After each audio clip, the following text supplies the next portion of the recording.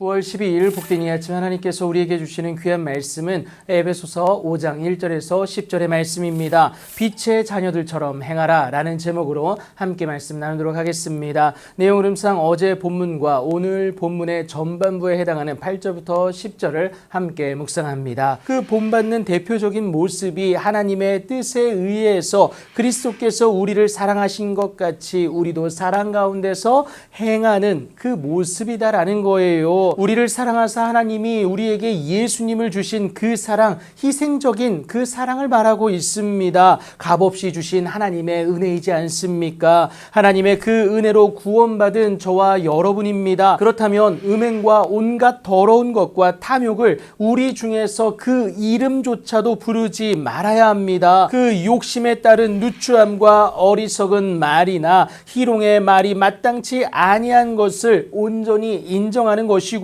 본능에 충실했던 그 탐욕을 그리스도 예수의 보혈로 짓눌러내는 것을 말하고 있습니다. 이것은 그리스도 예수로 하나님의 부르심을 받은 성도들이 마땅히 해야 하는 바다라는 것을 여러분 기억하시면 되겠습니다. 그것은 오늘도 내 삶 가운데 일하여 주신 하나님께 감사하는 말로 드러날 수밖에 없습니다. 그러면 우리도 오늘을 사랑 가운데서 행할 수가 있다라는 거예요. 감사의 고백이 사랑의 행함을 가져오는 시작이다라는 겁니다. 사실 우리도 누가 그리스도와 하나님의 나라에서 기업을 얻지 못하는지 정확히 알고 있습니다. 음행하는 자나 더러운 자나 탐하는 자, 곧 우상 숭배자가 그들 아닙니까? 그들과 함께하는 자가 되지 말아야 한다는 바울의 권면을 여러분 우리가 기억해야 합니다. 그렇다고 우리가 원래부터 깨끗했던 것은 아닙니다. 전에는 어둠에 있었고요. 죄에게 종노릇하던 우리들이었습니다.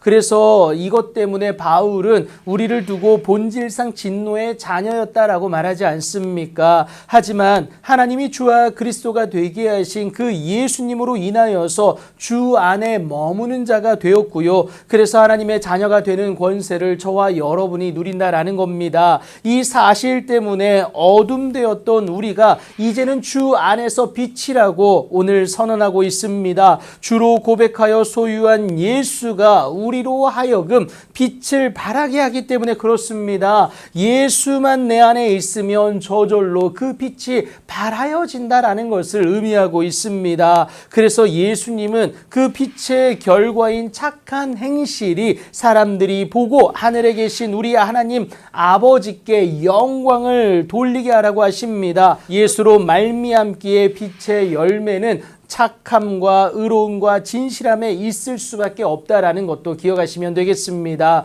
그렇다면 오늘도 주를 기쁘시게 할 것이 무엇인가 시험하여 보는 저와 여러분이 되어야 합니다. 그렇다고 어떻게 되어가는지를 지켜보겠다는 식의 관망적인 그 시험을 말하는 것이 아닙니다. 분별하여 입증하는 것을 의미하는데요. 내 삶 가운데 하나님의 뜻을 분별하여서 신중히 행함으로 하나님이 기뻐하시는 것이 무엇인지 그것을 세상에 증명해내는 그 삶이다라는 것을 이것을 말하고 있습니다. 여러분, 이 삶 자체가 하나님 기뻐하시는 거룩한 산 제물이고요. 하나님 기뻐 받으시는 영적 예배가 된다는 것을 바울이 분명히 말하지 않습니까? 하나님의 사랑을 받은 자로 마땅히 살아내는 것 자체가 하나님 기뻐 받으시는 예배다라는 겁니다. 이제는 어둠에서 벗어나 빛의 자녀된 우리에게 요구되어지는 모습임을 여러분 꼭 기억하시기 바랍니다. 그 본격적인 첫 행보가